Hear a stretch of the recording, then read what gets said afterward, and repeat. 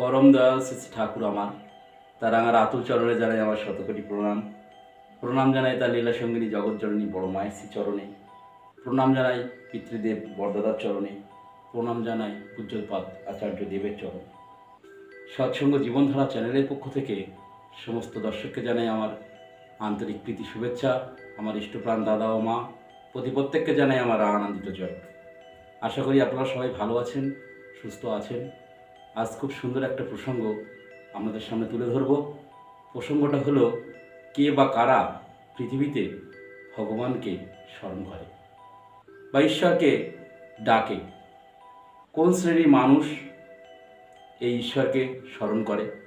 আমরা দৈনন্দিন জীবনে জীবন বৃদ্ধির পথে আমরা দেখেছি প্রত্যেকটা মানুষ কোনো না কোনো সময় ভগবানের কাছে বলুন, ঈশ্বরের কাছে বলুন, সেই বিশ্ব প্রকৃতির মালিক যিনি বিধাতা, তার কাছে করজোড়ে নতজানু হয়ে দয়া ভিক্ষা করেন।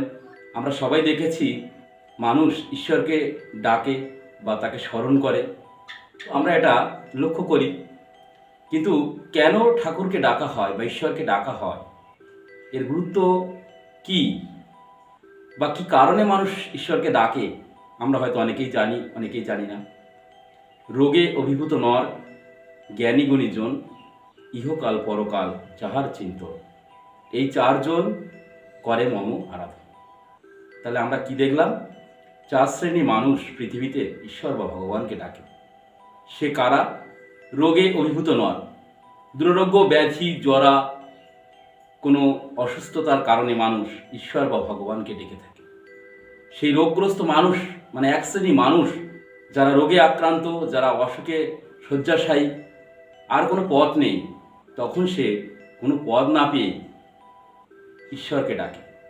তাহলে রোগে অভিভূত নর বলতে যারা রোগগ্রস্ত মানুষ, এই শ্রেণীর মানুষ ঈশ্বরকে পৃথিবীতে ডাকে। আর জ্ঞানী গুণীজন, দ্বিতীয় শ্রেণী কারা? না জ্ঞানী গুণীজন। শ্রী ঠাকুর বলছেন, লেখাপড়ায় দর হলে শিক্ষা তারে কয় না, অভ্যাস ব্যবহার সহজ জ্ঞান এ না হলে শিক্ষা হয় না। আমরা শিক্ষা প্রসঙ্গে এই আলোচনা রেখেছি। শিক্ষা বিষয়ে আমাদের যে ধারণা, যে কনসেপ্ট, শ্রী ঠাকুর একদম বদলে দিলেন যে লেখাপড়ায় দড় হয়ে আমাদের ডিগ্রি থাকলে আমরা শিক্ষিত বলে নিজেদেরকে দাবি করতে পারি না।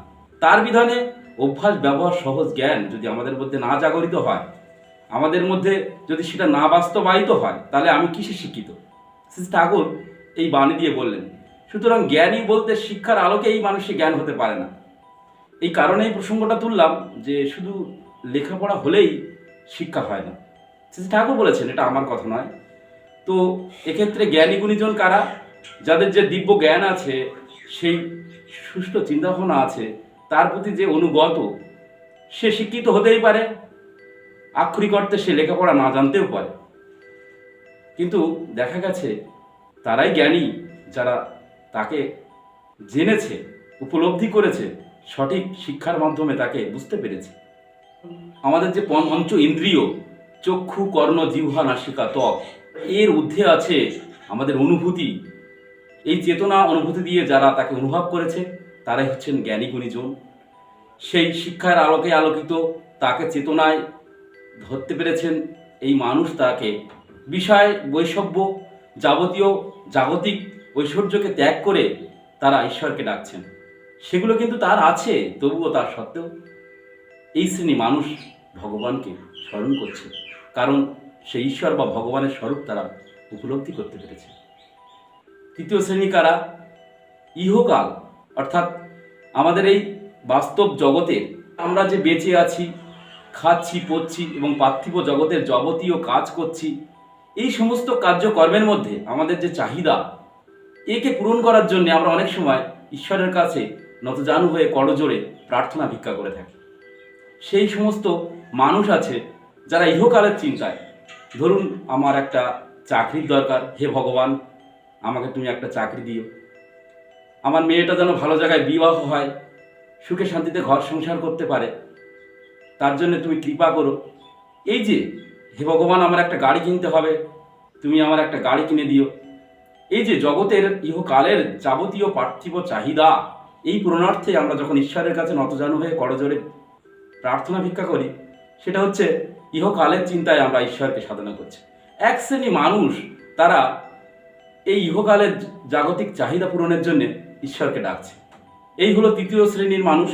আর চতুর্থ শ্রেণীর মানুষ কারা? যারা ঈশ্বরকে ডাকছেন তারা হচ্ছেন পরকালের চিন্তায়। পরকাল অর্থাৎ একজন অন্ধ, যে পৃথিবীতে জন্মেছে, পৃথিবীর আলো দেখতে পায়নি, সে ঈশ্বরের কাছে নতজানু হয়ে প্রার্থনা ভিক্ষা করছে, হে প্রভু, হে দয়াল, পরজন্ম বলে যদি কিছু থাকে আমাকে তুমি এই যন্ত্রণা থেকে মুক্তি দিও। আমি যেন পৃথিবীর আলো দেখতে পাই, আমি যেন সব দেখতে পাই। একটা খোঁড়া, সেও বলছে, হে প্রভু, তুমি আমাকে চলার ক্ষমতা দিও।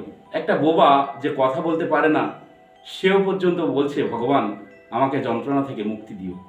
এই করে পরকালের চিন্তায় এ জন্মে যা পাইনি, পরজন্মে সেটা যেন আমরা পেতে পারি, এই কামনা করে এক শ্রেণী মানুষ পৃথিবীতে ঈশ্বরকে বা ভগবানকে সাধনা করছে, ডাকছে। তো আমরা জানলাম 4 শ্রেণীর মানুষ পৃথিবীতে ভগবানকে ডাকে। রোগে অভিভূত নর, জ্ঞানী গুণীজন, ইহকাল পরকাল যাহার চিন্তন, সেই মম করে আরাধন। তো শ্রী ঠাকুর তিনি এক জায়গায় বলছেন, অভাবে পরিশ্রান্ত মনই ধর্ম বা ব্রহ্ম জিজ্ঞাসা করে, নতুবা সে করে না।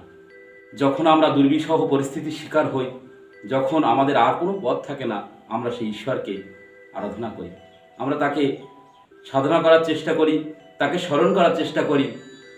শ্রী ঠাকুর একটা বাণীতে বলছেন, খাবি দাবি লুটবি মজা, যা ইচ্ছা তাই করবি সব, মাঝে মাঝে হা করে বলবি, দয়া করো হে কেশব। কেশব কি তোর বাপের কেনা, কানে ধরে টেনে আনা? কেশব শক্ত 16 আনা, সহজে ধরা দেবে? না না, কেশব তিনি সহজে ধরা দেন না। তিনি কিন্তু ওইভাবে সহজে কাউকে ধরা দেন না। এটা হয়তো আমরা জানি না। আমরা স্মরণ করি বিপদগ্রস্ত মুহূর্তে, কোনো সংকটময় পরিস্থিতিতে। তখন আমরা কি করি না, হে ভগবান, আমাকে রক্ষা করো, আমি তোমাকে জোড়া পাঠা মানত করছি, আমি জোড়া পাঠা তোমাকে উৎসর্গ করব, আমি তোমাকে হরিলুট ছড়াবো, ইত্যাদি ইত্যাদি করে আমরা অনেক মনোবাসনা ব্যক্ত করে থাকি, আমরা করেও থাকি। তা এটা কিন্তু সঠিক নিয়ম নয়।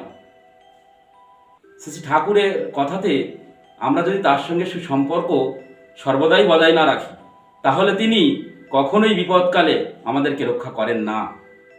আপনারা যদি একটু ভেবে দেখেন, একটু চিন্তা করে দেখেন, তাহলে দেখবেন এমনও পরিস্থিতি অনেক সময় শিকার হয় আমরা, অর্থ অভাব বলুন, সমস্যা বলুন, তখন আমরা ছুটে যাই আমার ভালোবাসার মানুষের কাছে, আমার চেনা জানা মানুষের কাছে, যার কাছে গেলে সে আমার অর্থ বলুন, সমস্যা থেকে সম্পূর্ণ নিরাশ করতে পারে, তার কাছে আমরা যাই। ঠিক জীবনের সংকটময় পরিস্থিতিতে আমরা তার কাছে ছুটে যাই যে সমস্যা সমাধান করতে পারে। কিন্তু মজার ব্যাপার হচ্ছে, আমি যে মানুষটার সঙ্গে সুসম্পর্ক নেই, তার কাছে যদি আমি ছুটে যাই, সে কখনো আমাকে সেই সমস্যা থেকে সমাধান করার পথ দেবেন না, তিনি আমাকে নিরাশ করবেন। আমি ছুটে যাই আমার সেই ভালোবাসার মানুষের কাছে, কারণ সে আমার সমস্যা থেকে কখনোই নিরাশ করেন না, কারণ তার সঙ্গে আমার ভালো সম্পর্ক আছে তাই। ঠিক তেমনই ঈশ্বরের সঙ্গে যদি আমার সম্পর্ক সুন্দর হয়, আমার ভালোবাসার সম্পর্ক মধুর হয়, তাকে যদি আমি সর্বদা জীবনের পথে অনুসরণ করি, তাহলে বিপদ পরিস্থিতিতে তাকে সেটা জানাতে হয় না। নিজের অজান্তেই বলুন আর প্রকৃতির নিয়মেই বলুন, তিনি সর্বদাই আমাদেরকে রক্ষা করেন। তিনি বিধাতা, তিনি সব আমাদেরকে দিয়েছেন। জগতের চাওয়ার মতো আমাদের আর কিছুই নেই। তাকে সর্বদাই জ্ঞানের আলো দিয়ে পূজা করে যেতে হবে, এটাই আমাদের লক্ষ্য করা উচিত। আমাদের করণীয়তা আমরা যে যত করতে পারবো, তাকে পাবও ততটা। সবাই ভালো থাকবেন, সুস্থ থাকবেন। আজ এই প্রসঙ্গটা এই পর্যন্ত। সবাই সুস্থ ভালো থাকুন, তার কথা মেনে চলুন। সবার ইষ্ট উচ্ছল দীর্ঘ জীবন কামনা করি। জয় বন্দে পুরুষোত্তম।